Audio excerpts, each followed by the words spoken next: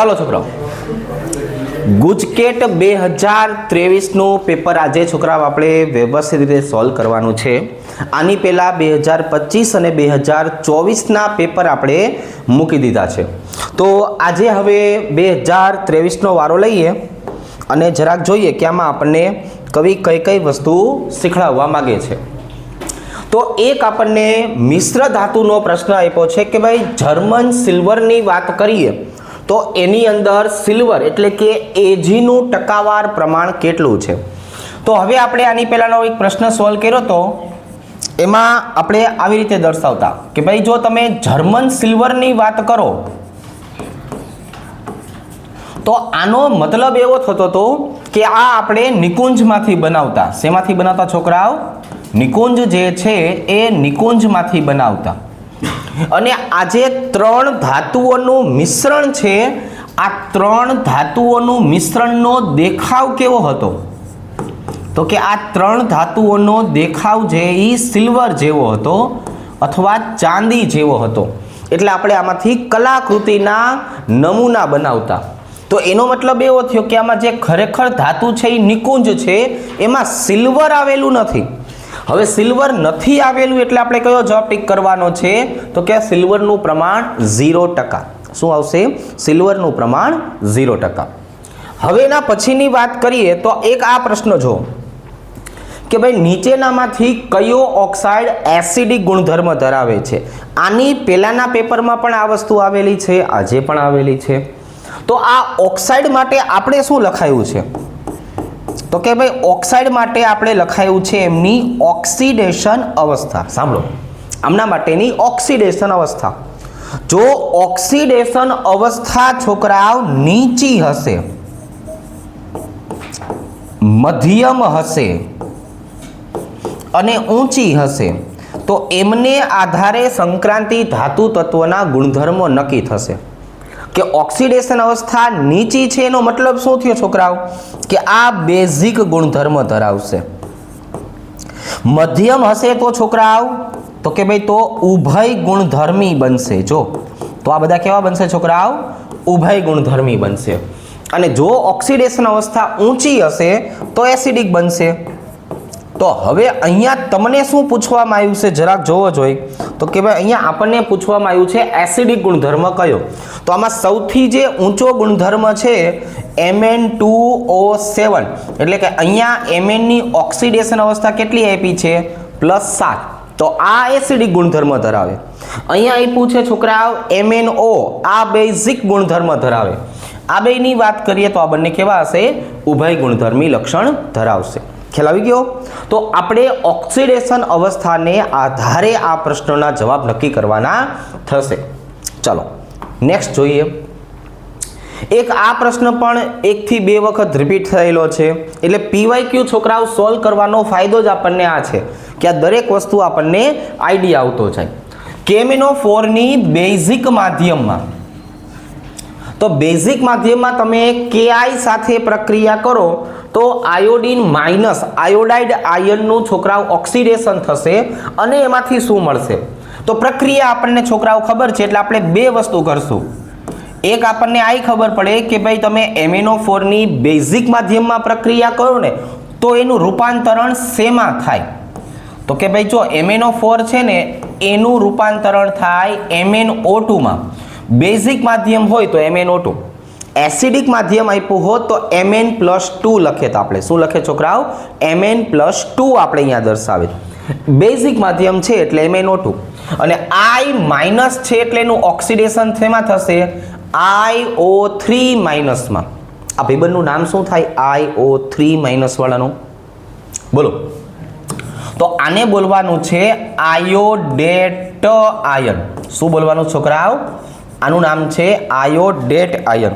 તો આવા છે ને છોકરાઓ 3 પ્રકારના આયન આયોડિન માટે બનશે. જો પેલું કોણ હશે? IO-, બીજું હશે છોકરાઓ IO3- અને ત્રીજું હશે IO4-.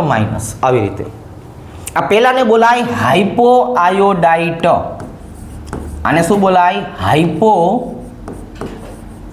આયોડાઇટ. આને બોલાય છોકરાઓ આયોડેટ આયન, આયોડેટ આયન.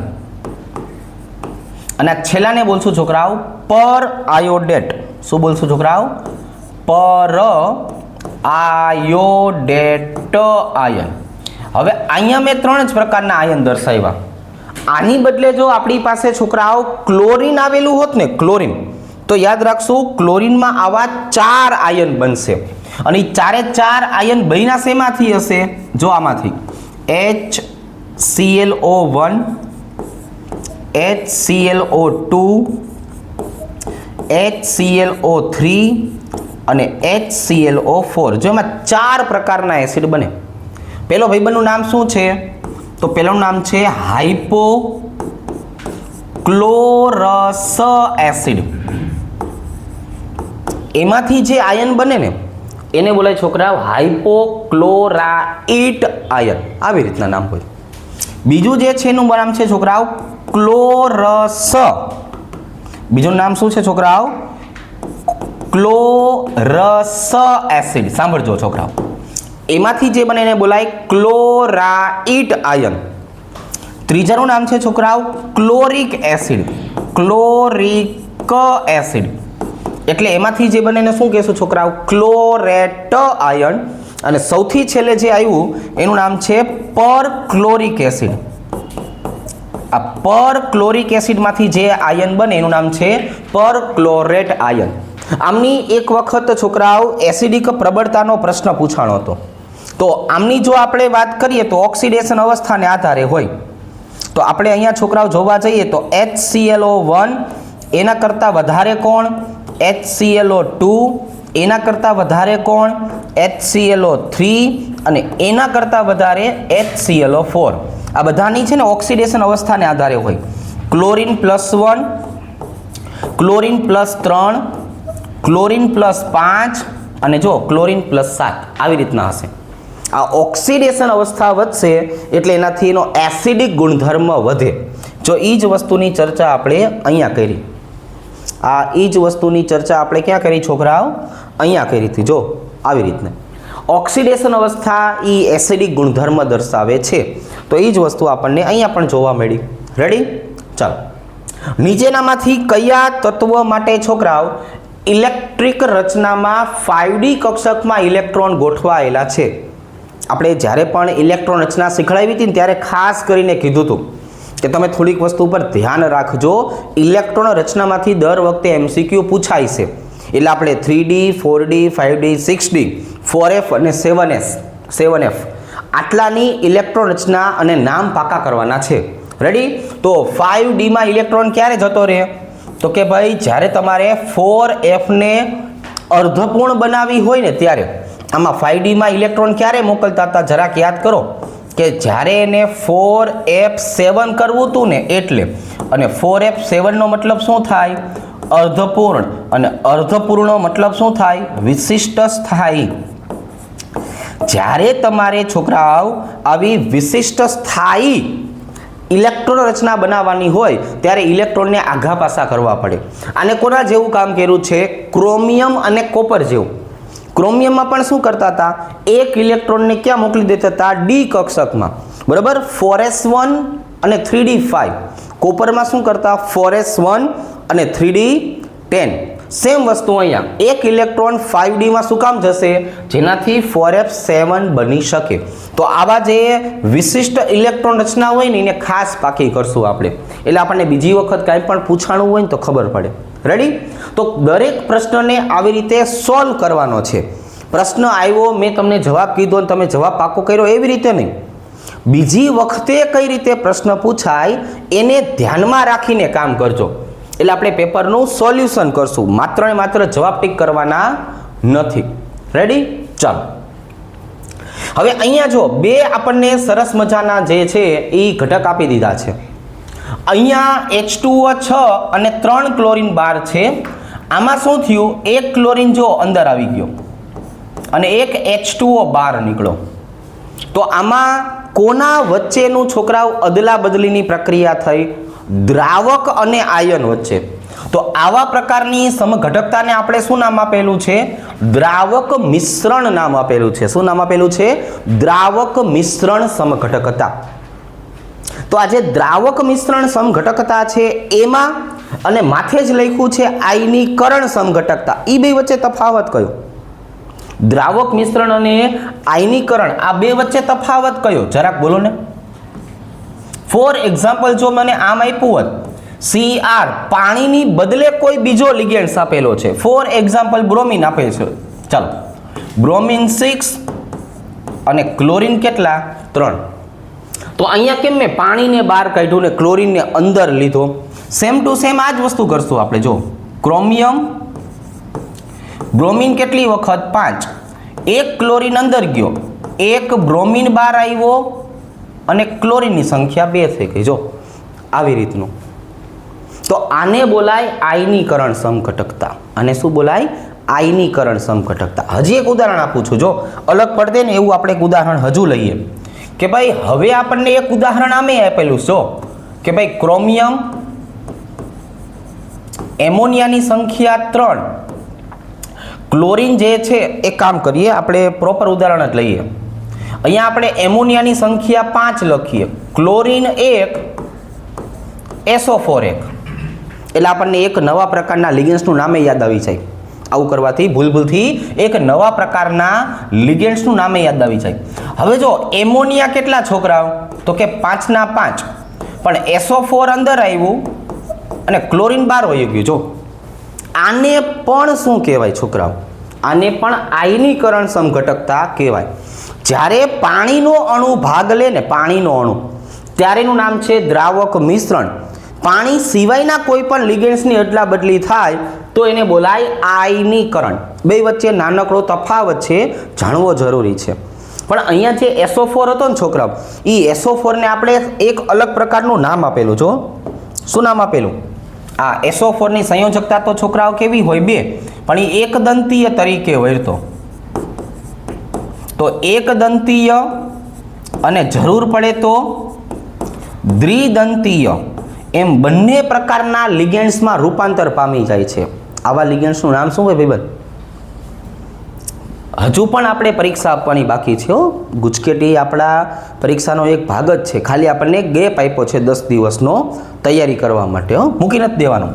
આને આપણે નામ આપેલું છે ફ્લેક્સીડેન્ટેટ લિગેન્ડ. ફ્લેક્સીડેન્ટેટ લિગેન્ડ્સ તરીકે દર્શાવતા આપણે બધું યાદ રાખવાનું છે. હજી તો ઉભય દંતી આવે, બરોબર છે, પૂછડાવાળો 2 પૂછડા હોય. તો આ બધી વસ્તુને યાદ રાખવાની છે. બોર્ડ અને ગુજકેટ વચ્ચેનો ગેપ આપ્યો છે એ તૈયારી માટે આપ્યો છે. એ 10 દિવસમાં જલસા નથી કરી લેવાના તમારે, પછી 3 મહિના જલસા કરવાના છે. એટલે થોડુંક ધ્યાન રાખજો. ચાલો હવે અહીંયા જો અષ્ટફલકીય સ્ફટિક ક્ષેત્ર વિભાજનની વાત કરવામાં આવી છે છોકરાઓ. એમાં આપણે 2 પ્રકારની કન્ડિશન શીખડાવેલી છે. એક પૂછી છે, હું તમને 2 કન્ડિશન યાદ કરાવી દઉં. કઈ કન્ડિશન? કે ભાઈ ઉપરના માળે 2, નીચેના માળે 3. આને આપણે નામ આપ્યું હતું EG, આને આપણે નામ આપ્યું હતું T2G. મારે 4 ઇલેક્ટ્રોનની ગોઠવણી કરવી છે. સેમ વસ્તુ અહીંયા. ચાલો હવે અહીંયા જુઓ છોકરાઓ, ઉપરના માળે 2, નીચેના માળે 3. આને EG કહેવાય, આને T2G કહેવાય. હવે મારે આમના પણ ઇલેક્ટ્રોનની ગોઠવણી કરવી. ચાલો ભાઈબંધ, પહેલા જે આપણે ઇલેક્ટ્રોન ગોઠવવા છે એ આવી રીતના છે. જોજો છોકરાઓ, 1 2 3. હવે અહીંયા તમે જરાક જોશો ને તો ડેલ્ટા O નો ગેપ જો નાનો છે. અહીંયા ડેલ્ટા O નો ગેપ જો છોકરાઓ વધી ગયો. ખ્યાલ આવી ગયો? તો ડેલ્ટા O ઓછો હોય એનો મતલબ શું થયો? ઇલેક્ટ્રોન સરળતાથી ઉપરના માળે જઈ શકે. એટલે ઇલેક્ટ્રોન ક્યાં આવી ગયો? અહીંયા. હવે આ ઇલેક્ટ્રોન રચના કઈ થઈ? તો કે આ ઇલેક્ટ્રોન રચના થઈ T2G3 EG1. આ ગેપ નાનો ક્યારે હોય છોકરાઓ? નાનો ગેપ ક્યારે હોય? નિર્બળ લિગેન્ડ્સ આપવામાં આવ્યું હોય ને ત્યારે. શું આપવામાં આવ્યું હોય? નિર્બળ લિગેન્ડ્સ આપવામાં આવ્યું હોય ને ત્યારે. નિર્બળ લિગેન્ડ્સ છે ભાઈબંધ તો 4 ઇલેક્ટ્રોન અયુગ્મિત છે, 4 એ 4 ના મને સ્પિન મળશે. તો આ બંધારણનું નામ શું હતું? High spin complex.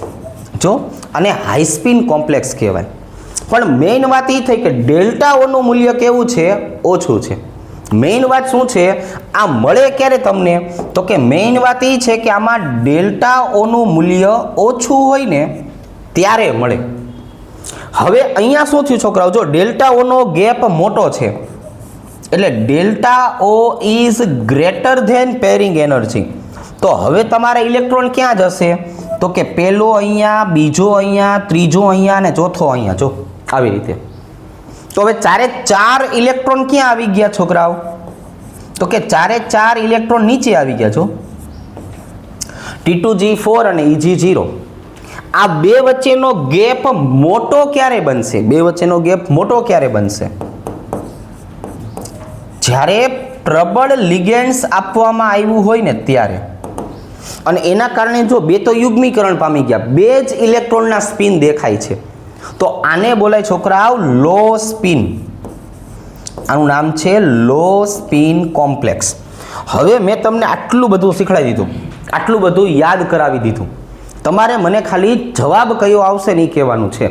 બોલો ભાઈબંધ, હવે આમાં જવાબ કયો આવશે? તમને આપ્યું છે T2G4 Eg0, T2G4 Eg0. તો કઈ કન્ડિશન હોય તો બને? તો કે આ વાદળી કલરની જે વચ્ચે લખી ને એ કન્ડિશન જોઈ. શું છે ભાઈ વાદળી કલરની વચ્ચેવાળી કન્ડિશન? તો કે જો આ રેડી ખ્યાલ આવી જશે. ઓકે, ચાલો નેક્સ્ટ ક્વેશ્ચનમાં જઈએ. નીચેનામાંથી કયો લિગેન્ડ્સ તરીકે યોગ્ય નથી? એકદમ મસ્તીનો પ્રશ્ન છે. હવે આ જુઓ છોકરાઓ, પહેલા હું જવાબની વાત કરી દઉં, પછી બાકી બધાની ચર્ચા કરીએ. NH4+ છે એ લિગેન્ડ્સ તરીકે યોગ્ય નથી. કેમ એ લિગેન્ડ્સ તરીકે યોગ્ય નથી? તો કે પહેલું કારણ, એમોનિયા હોય ને, એમોનિયા એની પાસે આવા અબંધકારક ઇલેક્ટ્રોન યુગ્મ હોય. એમોનિયા લિગેન્ડ્સ છે. હવે એ કોણ દેખાય છે એને? તો કે હવે એને H+ દેખાય છે. જો તો એ H+ ને શું કરશે? તો કે H+ ને પોતાના ઇલેક્ટ્રોનનું દાન કરશે. જો આવી રીતે પોતાના ઇલેક્ટ્રોનનું દાન કરશે. એટલે એને કામ તો લિગેન્ડ્સનું જ કર્યું. જો એટલે એને કામ શેનું કર્યું? લિગેન્ડ્સનું. પણ કોને લિગેન્ડ્સનું કામ કર્યું? એમોનિયાએ લિગેન્ડ્સનું કામ કર્યું. હવે એક વખત એમોનિયાએ ઇલેક્ટ્રોન દઈ દીધા પછી શું બની ગયું છોકરાઓ? તો કે ઇલેક્ટ્રોન દઈ દીધા પછી પોતે બની ગયો NH4+. હવે લિગેન્ડ્સ તો ત્યારે કહેવાય કે જ્યારે એની પાસે અબંધકારક ઇલેક્ટ્રોન યુગ્મ હોય. તો આ લિગેન્ડ્સ છે, પણ હવે આ લિગેન્ડ્સના ગુણધર્મ ગુમાવી દેશે. એટલે આ ભાઈબંધ લિગેન્ડ્સ તરીકે યોગ્ય નથી. આ લિગેન્ડ્સ તરીકે હવે યોગ્ય નથી. રેડી? અને આ કોણ છોકરાઓ? આ તો સૌથી પ્રબળ. રેડી? આ બધા કેવા થયા? પ્રબળ. કારણ કે આ બધા પાસે તો વધારાના ઇલેક્ટ્રોન હોય. અને આ કેવો છે છોકરાઓ? કાર્બનિક લિગેન્ડ્સ છે. આ શું બનાવી શકશે? કિલેટ બનાવી શકે. આપણો જવાબ આવશે NH4+. ચાલો એક સરસ મજાનો પ્રશ્ન આપી દીધો છે. હવે આપણે આમાંથી કયા પ્રકારની ક્રિયાવિધિ થશે એ કહેવાનું છે. રેડી? ચાલો, તો અહીંયા મને Nu- દેખાય છે, એટલે એટલી તો ખબર પડી ગઈ કે આ કેન્દ્રાનુરાગી વિસ્થાપન પ્રક્રિયા છે. બરાબર? એટલે આ પેલું બે તો નીકળી જશે. મારે SN1 ને SN2 માંથી નક્કી કરવાનું છે. તો આવા પ્રશ્નને આપણે છોકરાઓ સોલ્વ કેમ કરતા? આવા પ્રશ્નો તમને આપ્યા હોય તો આપણે કેમ સોલ્વ કરાવતા? તો કે આમના માટે આપણે R એવરેજનું સૂત્ર લખતા. R એવરેજ બરાબર કે સબસ્ટ્રેટની x ઘાત અને ન્યુક્લિયોફાઈની y ઘાત. હવે મારે x અને y મેળવવા છે. તો x અને y મેળવવા માટે હજુ આપણે શું કરતા? જો તો હજુ આપણે આવું કરતા, આને R1, આને R2 અને આને R3 એવું નામ આપી દેતા. સબસ્ટ્રેટનું જે ભાઈબંધ છે એને x તરીકે દર્શાવતા અને કેન્દ્રાનુરાગી ભાઈબંધ છે એને y તરીકે દર્શાવતા. જો અહીંયા લખ્યું છે એ જ. x નક્કી કરવા માટે શું કરતા? બોલો ભાઈબંધ, x નક્કી કરવો હોય મારે તો હું x કઈ રીતે નક્કી કરતો? તો કે આપણે x નક્કી કરવા માટે y ની બે સમાન સાંદ્રતા પકડતા. જો વાયની શું કરતા? બે સમાન સાંદ્રતા પકડતા. ચાલો ભાઈ, તો હવે આપણે પેલું અહીંયા લખી નાખીએ છીએ x મેળવતા. હવે x મેળવવા માટે મારે R2 અને R1 નો શું લેવાનો? ગુણોત્તર લેવાનો. ચાલો R2 અને R1. ભાઈબંધ R2 અને R1 ની કિંમત બોલો. 4.4 ગુણ્યા 10 ની માઇનસ 3 ભાગાકારમાં 2.2 ગુણ્યા 10 ની માઇનસ 3. ચાલો ભાઈ, એના બરાબર કે R2 છે એટલે S નું મૂલ્ય કેટલું આવશે? 0.2 એની x ઘાત અને 0.1 નું શું આવશે? y ઘાત. ભાગાકારમાં કે R1 એટલે 0.1 ની x ઘાત અને 0.1 ની y ઘાત. હવે ખબર પડી છોકરાઓ કે કે ઉડી જશે, આ બધું ઉડી જશે, 10 ની માઇનસ 3 એ ઉડી જશે. હવે બોલો શું વધ્યું છોકરાઓ? આ 4.4 ના છેદમાં 2.2 એટલે કેટલા આવશે? 2. અને 0.2 અને 0.1 આ બેનો ગુણોત્તર લ્યો તો શું આવશે? 2 એની x ઘાત. તો x નું મૂલ્ય કેટલું આવશે? 1. તો અહીંયા છોકરાઓ x નું મૂલ્ય મને મળશે 1. ચાલો હવે y મેળવતા. y મેળવવા માટે શું કરવાનું છે? x ની બે સમાન સાંદ્રતાને ગોતવાની છે. R3 અને R1 નો ગુણોત્તર. તો બીજા નંબરે શું આવશે છોકરાઓ? y મેળવતા. હવે મારે y મેળવવું હોય તો શું કરશું? બોલો ને જરાક. R3 ના છેદમાં આવશે R1. ચલો ભાઈ, R3 ની કિંમત બોલો. 4.4 2.2 10 ની માઇનસ 3 10 ની માઇનસ 3. ચલો ભાઈ, હવે અહીંયા કે R3 માટે આ ભાઈબંધનું મૂલ્ય કેટલું આપ્યું છે? 0.1 ની x ઘાત અને 0.2 ની y ઘાત. ભાગાકારમાં આવી જશે કે 0.1 ની x ઘાત 0.1 ની y ઘાત. ચલો આમાં પણ સેમ ટુ સેમ ઉલાર્યો, સેમ ટુ સેમ ગણતરી. ચાલો ભાઈ, શું આવી ગયો જવાબ આપણો આ જગ્યાએ પણ? તો કે ભાઈ 2 બરાબર 2 ની y ઘાત અને y બરાબર આવ્યું 1. તો હવે એ બંનેની કિંમત આપણે અહીંયા મૂકી દઈએ છોકરાઓ કે ભાઈ કે s ની 1 ઘાત અને nu ની પણ 1 ઘાત. એટલે પ્રક્રિયાનો ક્રમ કેટલો થયો? 1 + 1 બરાબર 2. તો હવે કેન્દ્રાનુરાગી છે એટલે આપણે શબ્દ વાપરવાનો છે SN2 પ્રક્રિયા. કયો શબ્દ વાપરવાનો છે? SN2 પ્રક્રિયા. ચાલો, CCl4 માંથી CCl2F2 છોકરાઓ ફ્રીઓન 12 બનાવવાની પ્રક્રિયા કઈ છે? પોલીહેલો આલ્કેન્સ આખા આપણે વાંચી લેવાના છે એટલે આપણને તરત જ જોવા મળશે કે આને શ્વાર્ટ્ઝ પ્રક્રિયા કહેવાય. કઈ પ્રક્રિયા કહેવાય? શ્વાર્ટ્ઝ. પણ એના માટે આપણે બધી વસ્તુ વાંચેલી હોવી જોઈએ. ચાલો હવે એના પછી જો ઇથેનોલ આપી દીધો છે. ચલો આ મારી પાસે છોકરાઓ ઇથેનોલ છે, એની પ્રક્રિયા સોડિયમ સાથે કરવી છે એટલે આપણને ખ્યાલ છે કે ભાઈ સોડિયમ ઇથોક્સાઇડ બને અને વત્તા 1/2 હાઇડ્રોજન મળે. જો હવે આમાં આપણે કયા કયા ભાઈબંધ ઉપર ધ્યાન રાખવાનું છે? તો કે મારે STPA જોઈ છે 280 ml હાઇડ્રોજન અને કેટલા ગ્રામ ઇથેનોલ જોઈએ. તો આપણે એ બે વચ્ચેનો સંબંધ જ લઈએ. સીધો સંબંધ શું છે જરા જોવો જોઈએ. સીધો સંબંધ તો કે ભાઈ સીધો સંબંધ તો આવો છે કે ઇથેનોલ કેટલો લેવાનો છે મારે? 46 ગ્રામ. એની સામે હાઇડ્રોજનનો અડધો મોલ મળે. અડધો મોલ એટલે કેટલું થયું ભાઈબંધ? અડધો મોલ એટલે 22,400 ના અડધા કેટલા થાય? 11,200 ml. આ 11,200 ની બદલે લેવાના છે મારે 280.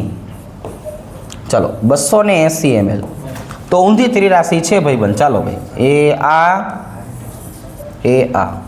ચાલો કેટલા ગ્રામ મળશે? આપો સાદુરૂપ. 46 × 280 ભાગ્યા 11,200 1.15 ગ્રામ ઇથેનોલ વાપરવો પડે. ખાલી આપણને આ માપ અને કદના મૂલ્ય યાદ હોવા જોઈએ તો આ બધી વસ્તુ થશે. ચાલો નેક્સ્ટ જોઈએ. ચાલો ભાઈ, મસ્તીનો પ્રશ્ન છે, સોલ્વ કરાવવો પડશે. સોડિયમ મિથોક્સાઇડની પ્રક્રિયા મારે તૃતીયક સાથે કરવાની છે ભાઈબંધ. મોટી શૃંખલા વાળો હેલોજન અને નાની શૃંખલા વાળો આલ્કોક્સાઇડ વિલિયમસન સંશ્લેષણની જે આપણે શરત લખાવી છે ને, વિલિયમસન સંશ્લેષણની શરત એ આના કરતા ઊંધી છે. મોટી શૃંખલા વાળો આલ્કોક્સાઇડ, નાની શૃંખલા વાળો હેલાઇડ લેવાનો છે. હવે આનો મતલબ શું નીકળશે ભાઈબંધ? તો કે ભાઈ આનો મતલબ આવો નીકળશે, મિથેનોલ વત્તા NaOH. છોકરાઓ, મિથેનોલ વત્તા NaOH નો મતલબ શું નીકળશે? NaOH alcoholic. NaOH આલ્કોહોલિક નો મતલબ શું નીકળશે? બીટા વિલોપન પ્રક્રિયા. જો ભાઈબંધ, આનો મતલબ નીકળશે બીટા વિલોપન પ્રક્રિયા. જો આપણે આવી બધી વસ્તુ સમજાવેલી છે તો હવે ભાઈબંધ આનું તો બીટા વિલોપન થઈ જશે ને. શું કરશું? આ ભાઈબંધમાંથી બ્રોમિન ને આમાંથી હાઇડ્રોજન. ચલો ભાઈ, -HBr અને -H2O. NaOH છે કા છોકરાઓ? NaBr આવશે. -NaBr જો અને -H2O. તો હવે આપણને એક સરસ મજાની નિપજ મળે છે, આઇસોબ્યુટીન એનું નામ છે. તો આ આઇસોબ્યુટીનનો મતલબ શું થયો છોકરાઓ? તમને જે નિપજ મળી માત્ર ને માત્ર કોણ છે? આલ્કીન છે. માત્ર ને માત્ર આલ્કીન, બીજું કોઈ આપણને આમાં જોવા મળવાનું નથી. એના જેવો આ પ્રશ્ન આપ્યો છો કે નીચેનામાંથી કયો આલ્કોહોલ કોપર સાથે 573 કેલ્વિન તાપમાને નિર્જલીકરણની પ્રક્રિયા આપે? 3 પ્રકારના આલ્કોહોલ આવે છોકરાઓ. ચાલો, ઇથેનોલ,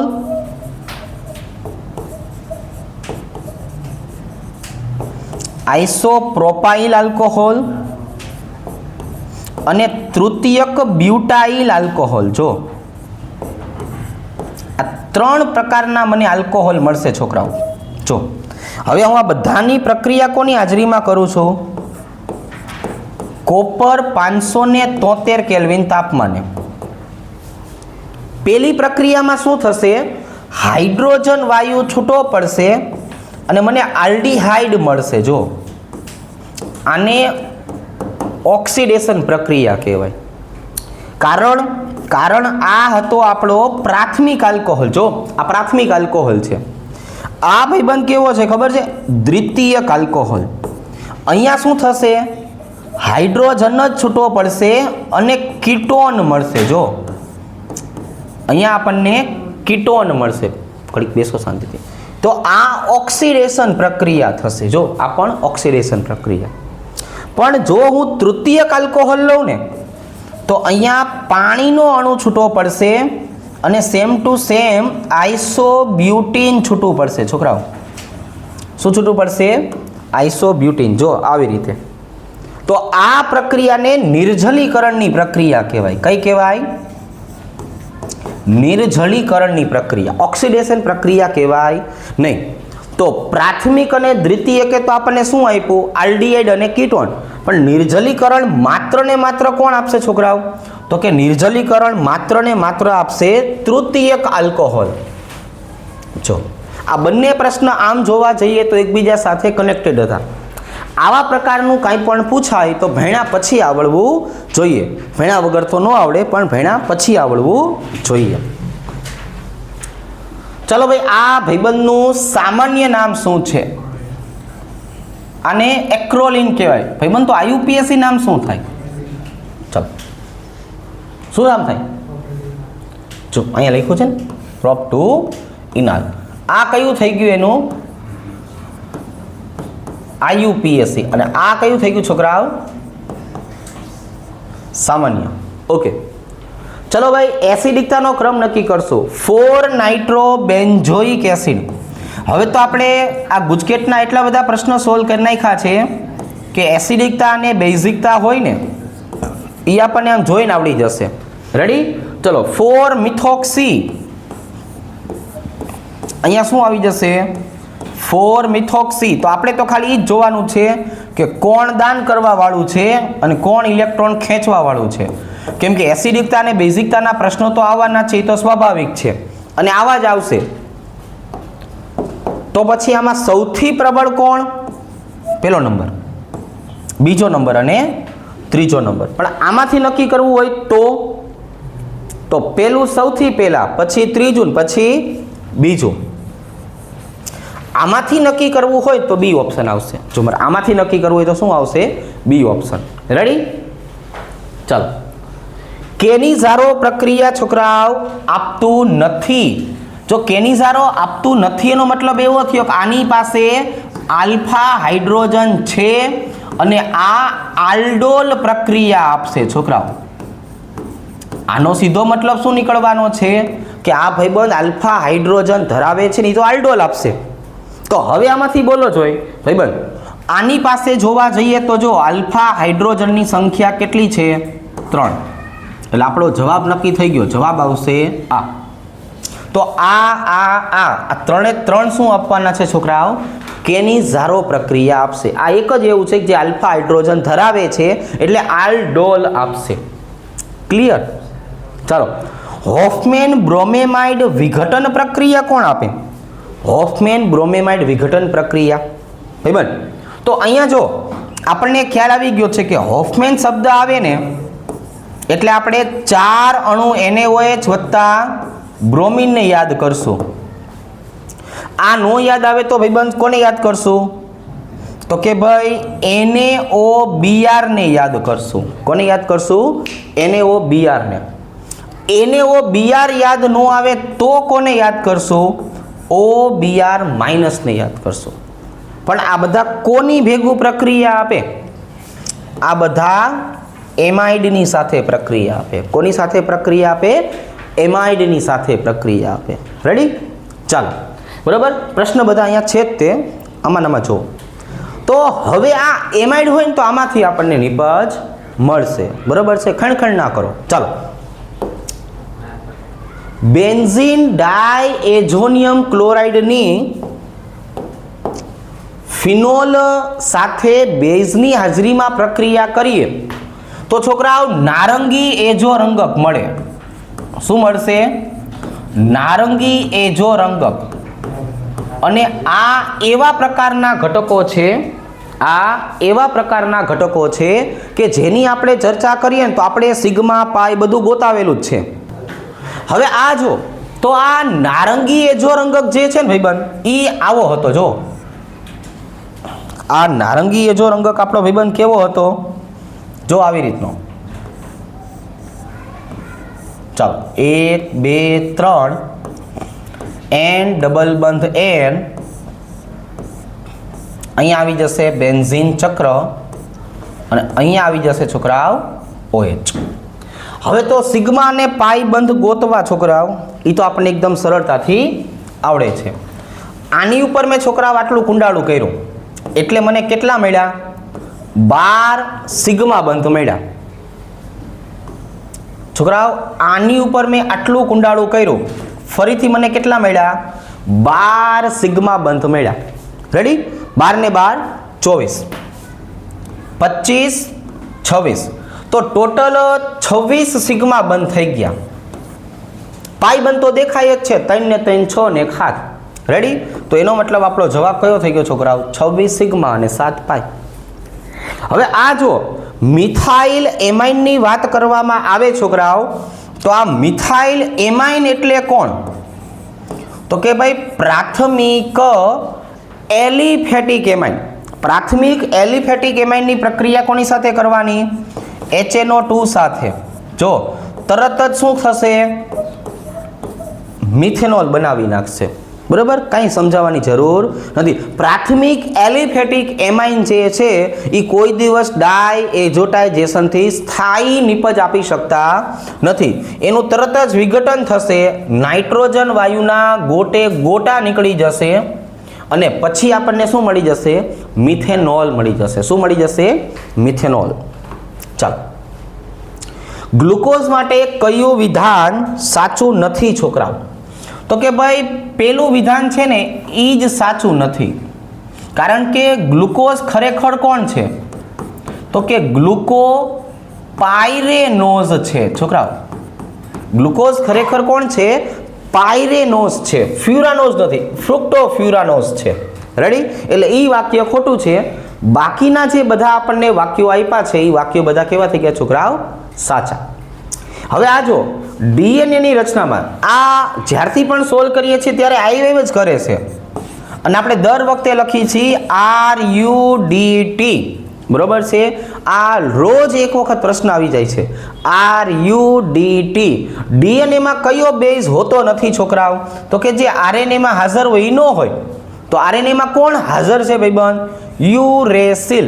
તો યુરેસિલ ડીએનએમાં હશે નહીં. આવા પ્રશ્ન પણ તમારામાં પૂછાય એવું આપણે રાખશું. બરાબર? ચાલો, કયા દ્રાવણનું છોકરાઓ ઉત્કલન બિંદુ સૌથી ઊંચું છે? સિમ્પલ, ઉત્કલન બિંદુ ચલે છે સંખ્યાત્મક ગુણધર્મો.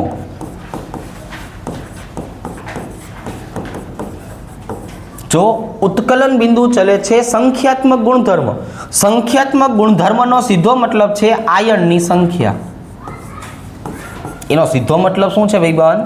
આયનની સંખ્યા. વોન્ટ ઓફ અવયવ I.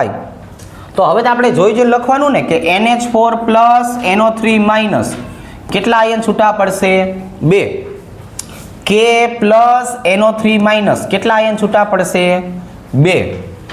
K4 FeCN6 4 ને 1 5 કેટલા આયન છૂટા પડશે? 5. યુરિયા, ગ્લુકોઝ, ફ્રુક્ટોઝ, સુક્રોઝ આ બધામાં કેટલા આયન છૂટા પડે? 1. તો આપણો છોકરાઓ જવાબ કયો થઈ ગયો? આયનની સંખ્યા વધારે એ આપણો જવાબ. જો આવી રીતના આવડશે. હવે આ જો છોકરાઓ આ આપણે દર વખતે બોલતા આવ્યા છીએ કે આવો પ્રશ્ન પૂછાય ને તો શું કરવું. પહેલા હું આ સમજાવું છું, પછી આના જેવો બીજો એક સમજાવું છું. એમાં થોડુંક ધ્યાન રાખજો, એટલે કન્ફ્યુઝન છે ને જરાય તમને રહે જ નહીં. પહેલા તમને ખબર પડી ગઈ કે CH3COO માઇનસ Na પ્લસ એટલે છોકરાઓ આને ક્ષાર કહેવાય. શું કહેવાય? ક્ષાર. અને કોઈ પણ ક્ષાર હોય એનું 100% આયનીકરણ થાય, પણ આપણે આમ સમજાવેલું છે I ચલે છે 1/, સાંદ્રતા. એમાં નો ખબર પડે તો આવું શીખવાડેલું છે કે મંદન સાથે આયનીકરણ વધે છે. આયનીકરણ વધે છે. તો આનો મતલબ એવો થયો કે તમે જેટલું ઝાઝું પાણી નાખશો કે નહીં એટલા આયનો વધારે ને વધારે છૂટા પડશે, આય મોટો થશે. તો પહેલા કઈ સાંદ્રતા આપી છોકરાઓ? 0.1, 0.01 અને 0.001. તો આયનની સંખ્યા વધશે વધશે વધશે. તો સૌથી મોટું કોણ થશે છોકરાઓ? સૌથી મોટું થશે ત્રીજું, પછી બીજું અને પછી આવશે પહેલું. અહીંયા કયો જવાબ આવી ગયો છોકરાઓ? રેડી? હવે હું તમને છે ને સરસ મજાની કન્ડિશન આપું છું. તમારે એમાં મને કહેવાનું છે કે આમાં કયો જવાબ આવશે. જો હું એક્સ્ટ્રા એક તમને MCQ લખી દઉં છું, થોડુંક એમાં પણ ધ્યાન રાખજો. રેડી? ચાલો ભાઈબંધ, એક આપણને આપવામાં આવ્યું છે આ CH3COO. ચાલો, આ પેલું દ્રાવણ છે. રેડી? A. બીજા નંબરમાં છોકરાઓ આપવામાં આવ્યું છે CH3COOH. જો આવી રીતે. આનું કયું દ્રાવણ છે? aqueous. આનું કયું દ્રાવણ છે? aqueous. અને ત્રીજું છોકરાઓ આપવામાં આવ્યું છે CH3COOH, કાઉન્સમાં લખવામાં આવ્યું છે બેન્ઝીન. શું લખવામાં આવ્યું છે? બેન્ઝીન લખવામાં આવ્યું છે. જો હવે આમના માટે હું તમને કહી દઉં કે અહીંયા છોકરાઓ આવશે IA, આમના માટે આવશે IB અને આમના માટે આવશે IC. ચાલો, આ ત્રણમાંથી સૌથી મોટો જવાબ કયો? આ ત્રણમાંથી સૌથી મોટો જવાબ કયો? હજી એક આપું છું એક્સ્ટ્રા એટલે. તો અહીંયા છોકરાઓ હવે મને ખબર પડી કે આ ક્ષાર હોય ને ક્ષાર, તો ક્ષારનું આયનીકરણ કેટલું થાય ખબર છે? 100%. આજે રહ્યો ને આ તો નિર્બળ એસિડ છે ભાઈબંધ. નિર્બળ એસિડ હોય એનું આયનીકરણ થાય 3%. અને અહીંયા તમે ધ્રુવીય ઘટકને અધ્રુવીય દ્રાવકમાં નાખી દો ને છોકરાઓ, એટલે અહીંયા તો શું થઈ જાય ખબર છે? સુયોજન થઈ જાય. શું થઈ જાય? સુયોજન. હું 100 અણુ લઉં ને 100 અણુ, સાંભળજો, મારી પાસે કેટલા છે? બધાના 100 અણુ છે. આ બધાના 100 અણુ હોય ને તો મારી પાસે વધે કેટલા ખબર છે? આમાં કેટલા થાય? 200 આયન થાય, અથવા 200 અણુ. આમાં કેટલા થાય? 3 દુને 6, આમાં 106 થાય. સંખ્યા જ લખીએ, તમને સંખ્યાની દ્રષ્ટિએ આવડે. અને અહીંયા થઈ ગયા છોકરાઓ 50. ટપા પડી ગયા. આ 100% આયનીકરણ પામે, 100 દુને 200 થાય. આ 3% આયનીકરણ પામે, 3 દુને 6, 100 હતા 6 વધ્યા 106. આ તો અમુકના ઘટી જાય, સુયોજન થઈ જાય, અને દ્વિઅણુ સંયુગ્મન બોલાય. શું બોલાય છોકરાઓ? આ શબ્દનું નામ શું છે? દ્વિઅણુ સંયુગ્મન તરીકે દર્શાવવામાં આવે છે. અને હજુ પણ એક એક્સ્ટ્રા લખીને સમજાવી દઉં. એટલે આવા પ્રકારના જો કોઈ પણ પ્રશ્ન તમારી નજર સામે આવે ને તો હવે તો આવડવા જ જોઈએ. એક તમને છોકરાઓ હું આપું છું KCl, એક તમને છોકરાઓ આપું છું CH3COOH, અને એક હું આપું છું છોકરાઓ C6H12O6. હવે તો કે ભાઈ હવે અહીંયા નામ લખવા પડશે ને. હાલો, આમના માટે IA, આમના માટે IB, અને આમના માટે શું આવશે છોકરાઓ? IC. રેડી? તો આમાંથી કયો જવાબ આવશે? તો કે જો આમાંથી આ જવાબ આવશે કે IA is greater than IB અને IB is greater than IC. પણ જે મારે તમને શીખડાવવાનું છે ને એ વાદળું કરીને શીખડાવવાનું છે, એ છે IB નું માપ.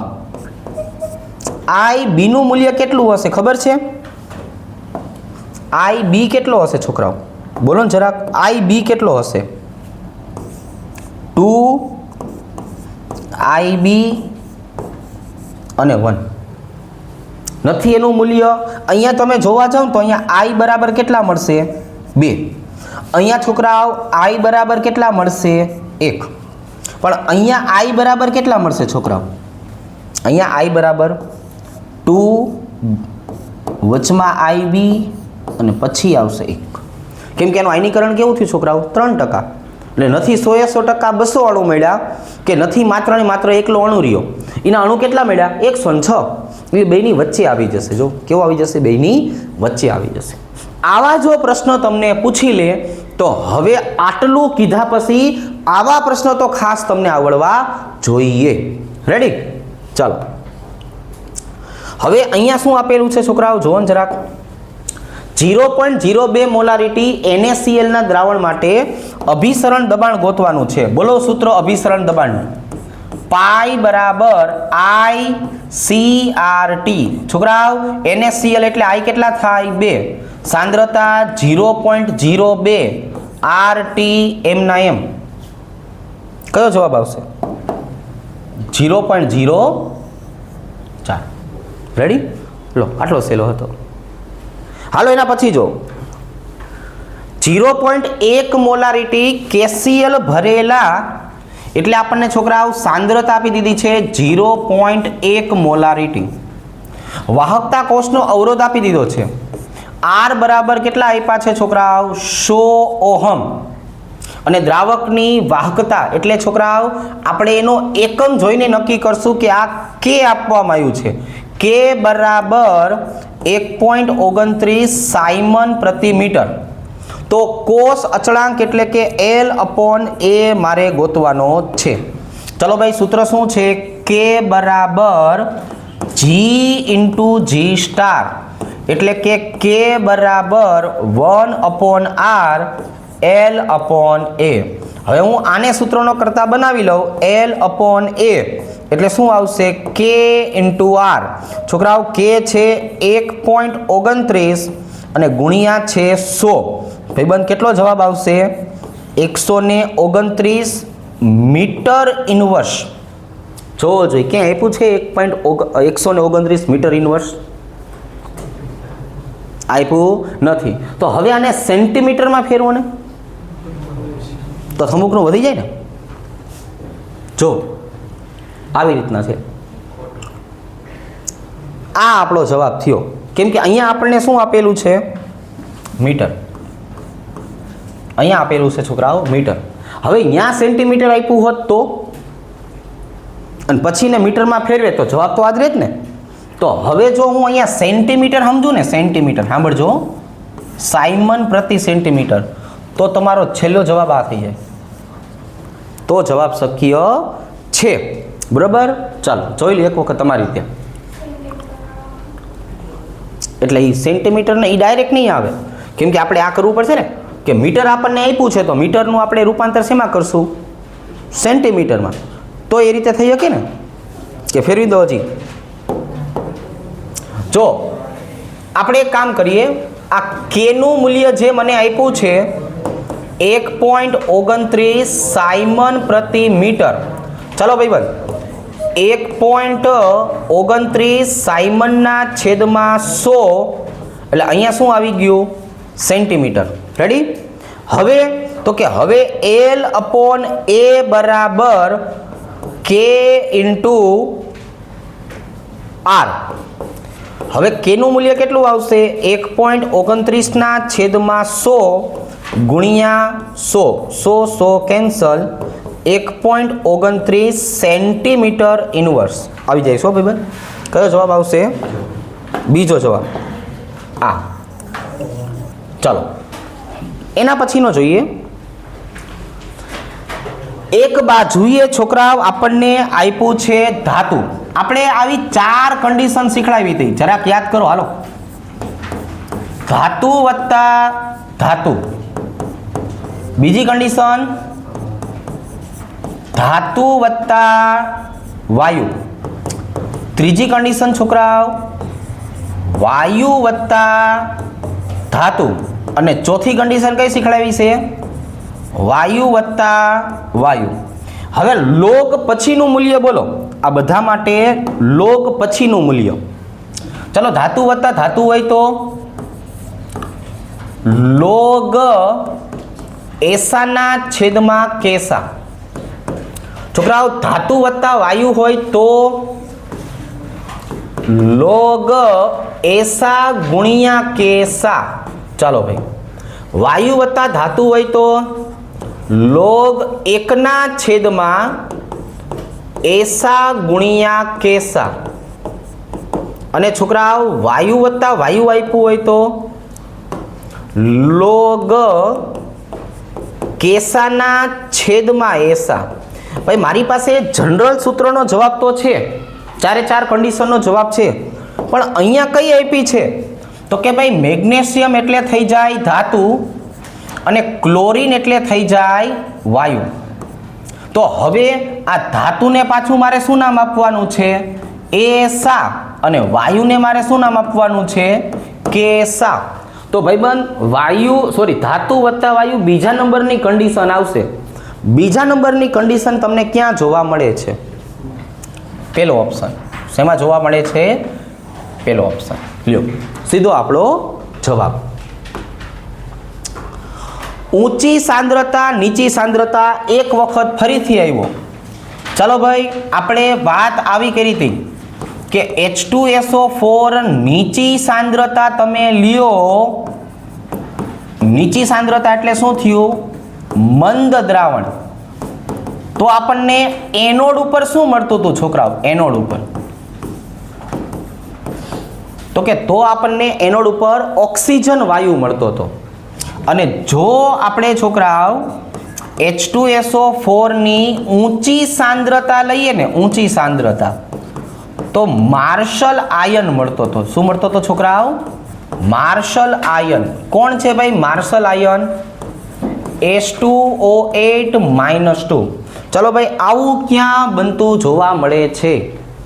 આવું બનતું એટલે બીજો ઓપ્શન, કારણ કે આ આપણે નિપજમાં બનાવવાનું છે, એનોડ ઉપર આ વસ્તુ બનાવવાની છે ઓક્સિડેશન પ્રક્રિયા તરીકે. ચલો બીજો જવાબ આવશે. પ્રથમ ક્રમની પ્રક્રિયાની જો વાત કરવામાં આવે છોકરાઓ, તો ઢાળનું મૂલ્ય કેના છેદમાં 2.303 ક્યારે જોવા મળશે? ભાઈબંધ આપણે એક આવું સૂત્ર શીખવાડ્યું છે, y બરાબર mx પ્લસ c. રેડી? તો અહીંયા છોકરા હું શું લખી નાખવાનો છું? ઢાળ, અને અહીંયા લખી નાખવાનો છું આંતરછેદ. ઢાળ એટલે m, આંતરછેદ એટલે c. તો ભાઈબંધ આપણી પાસે આવા 3 સમીકરણ હતા. પ્રથમ ક્રમ માટેના કેટલા સમીકરણ હતા છોકરાઓ? 3 સમીકરણ હતા. કયા કયા 3 સમીકરણ બોલો ને જરાક? ln RT બરાબર minus KT plus ln R0. ચલો, આમાં ઢાળનું મૂલ્ય કયું થયું ભાઈબંધ? Minus K. અને આંતરછેદનું મૂલ્ય કયું થયું? ln R0. બીજું સૂત્ર કયું હતું છોકરાઓ? બીજું સૂત્ર log RT બરાબર માઇનસ KT ના છેદમાં 2.303 વત્તા log R0. આમાં છોકરાઓ ઢાળનું મૂલ્ય કયું હતું? માઇનસ K ના છેદમાં 2.303 અને અહીંયા હતું log R0. અને ત્રીજું સૂત્ર કયું હતું છોકરાઓ? જરાક યાદ કરો ને. log R0 ના છેદમાં RT બરાબર KT ના છેદમાં 2.303 વત્તા કઈ નહોતું એટલે આપણે ઘરનું 0 ઉમેરતા, એટલે આમાં ઢાળ કોણ મળતો? K ના છેદમાં 2.303 આંતરછેદ 0. બરાબર? સીડી જેવો આકાર ઉગમ બિંદુમાંથી પસાર થતો. હવે મેં 3 તમને સમજાવી દીધા છે, તમે મને જવાબ ટીક કરાવો. કયો જવાબ આવી શકે? બોલો છોકરાઓ. A B C D. પહેલા તો આપણને ખબર છે લોગ આવે છે, એટલે આ ln વાળા તો બે કેવા થયા? નીકળી જ જવાના છે. 2.303 હોય એટલે લોગ જ શબ્દ આવશે. B અને D વધ્યા, તો જો R0 ના છેદમાં શું આવવું જોઈએ? RT આવવું જોઈએ. એક વેગ આપી દીધો છે, એના માટે વેગ અચળાંકનો એકમ ગોતવાનો છે. ભાઈબંધ, પ્રક્રિયા ક્રમ કઈ રીતે નક્કી કરતા હતા? યાદ કરો ને. 1/2 વત્તા 3/2, અડધું વત્તા દોઢ એટલે જવાબ કયો આવ્યો? 2. ચલો ભાઈ, 2 હોય તો મોલ -1, લીટર +1, સેકન્ડ ઇનવર્સ. જો ને જરાક, આવું ક્યાં આપ્યું છે? દ્વિતીય ક્રમનું થયું ને, આવું આપણને આપવામાં આવ્યું છે. ચાલો અહીંયા રેડી. એક પ્રક્રિયા એના સંદર્ભમાં પ્રથમ ક્રમની છે, એટલે કે R1 બરાબર K A⁻1 અને B⁻2. જો એના સંદર્ભમાં પ્રથમ ક્રમ, બીના સંદર્ભમાં દ્વિતીય ક્રમ. હવે ખાલી ને ખાલી તમારે બીની સાંદ્રતા 2 ગણી કરવાની છે. ભાઈબંધ, R2 બરાબર મારે સાંદ્રતા કેટલી કરવાની છે? 2 ગણી કરવાની છે. પણ કોની? બીની. ચલો, 2 નો વર્ગ કેટલો થાય? Very good, 4R1. તો આપણે જવાબ કયો ટીક કરવાનો છે છોકરાઓ? 4 ગણો. જવાબ કયો ટીક કરશો છોકરાઓ? 4 ગણો. રેડી? ચાલો, હવે લગભગ પ્રશ્નો પૂરા થઈ ગયા છે. હાલ ને ભાઈ, ઓકે. તો છોકરાઓ, હવે નેક્સ્ટ ટાઈમ આપણે 2022ના પેપર સાથે મળશું. રેડી? ચાલો.